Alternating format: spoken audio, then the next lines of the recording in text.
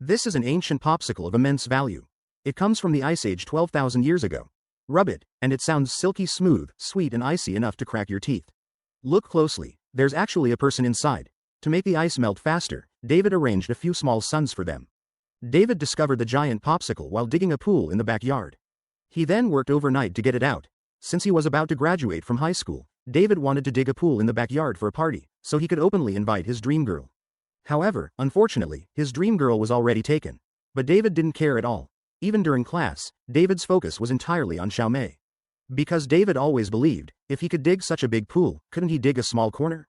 As he was digging, an earthquake suddenly occurred, and then he discovered this ancient popsicle. Now he was sure to get rich. They worked overnight to dig out the popsicle, and the two agreed to keep it a secret. Later, David went to school and told his dream girl Xiaomei, inviting her to visit his home. Xiaomei didn't believe it at all. "You're a good person.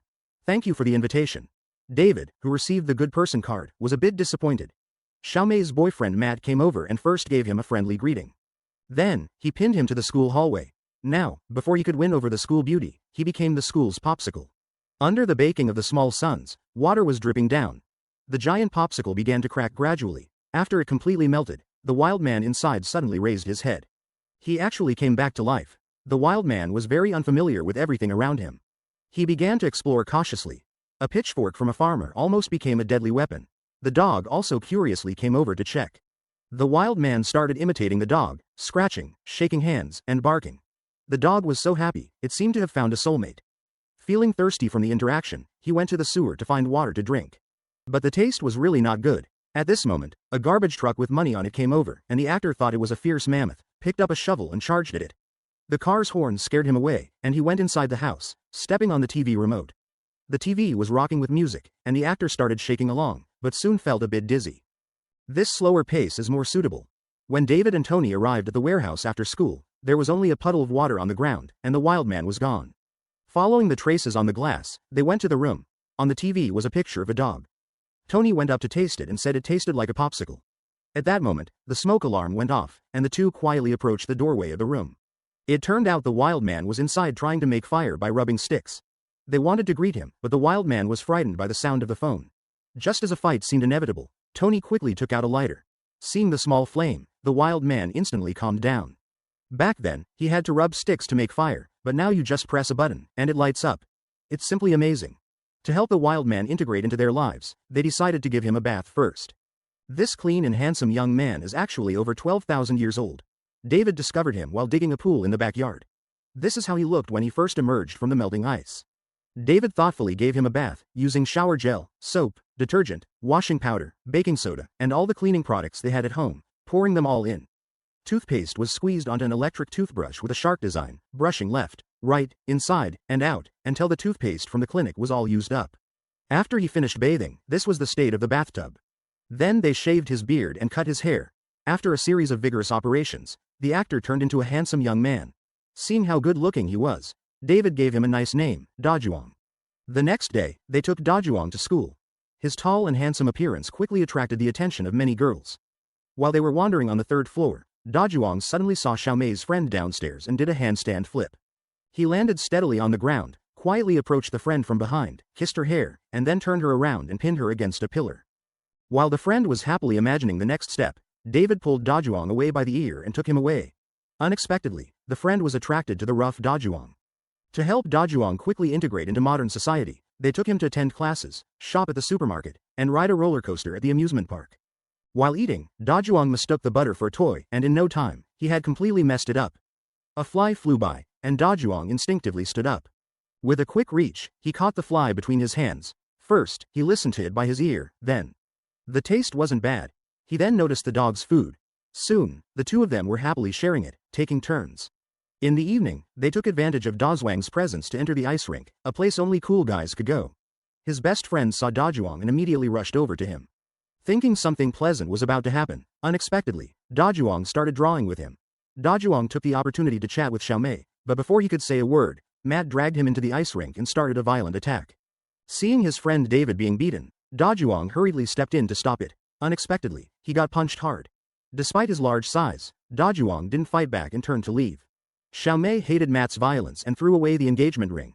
To help Dajuang learn to protect himself, David started special training with him, starting with video lessons, then practical exercises, even headbutting wood, though it seemed it wasn't his head. To improve his physical fitness, he drank raw eggs one after another, not even wasting the eggshells.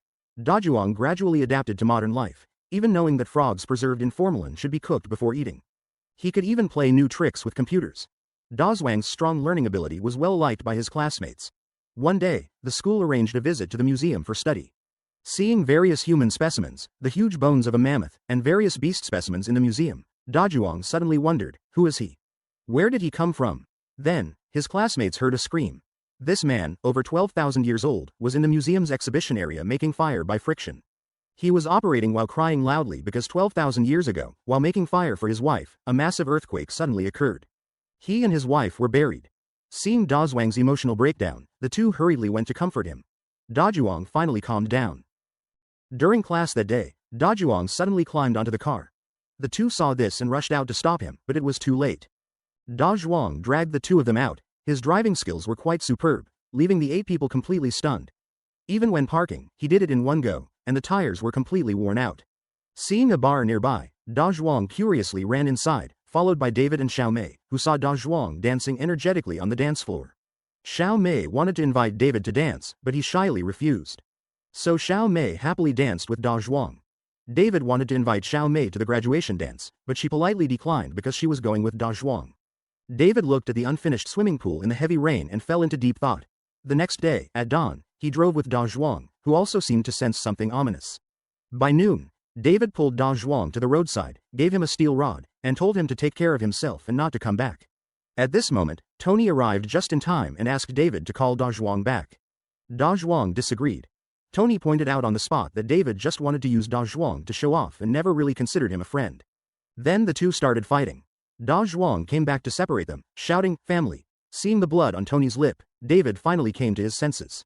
They shouldn't let a mere woman damage their brotherhood. The three happily hugged each other. After returning, David gave Dajuang a good makeover and wished them happiness.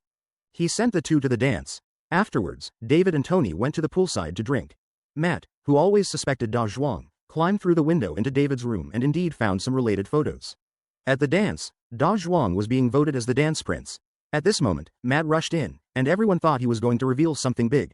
When he said Dajuang was a caveman from 12,000 years ago, everyone got even more excited. David also arrived in time, trying to snatch the photos from Matt's hand, but got punched hard. This time, Dajuang couldn't hold back anymore. He first gave Matt a bow, then 2 iron headbutts, and then lifted him up and threw him onto the cake below. The dance became even crazier. Dajuang became the center of attention, leading everyone to dance. Afterwards, everyone went to David's pool for a party, including David and Xiao Mei. Happily, he walked over together.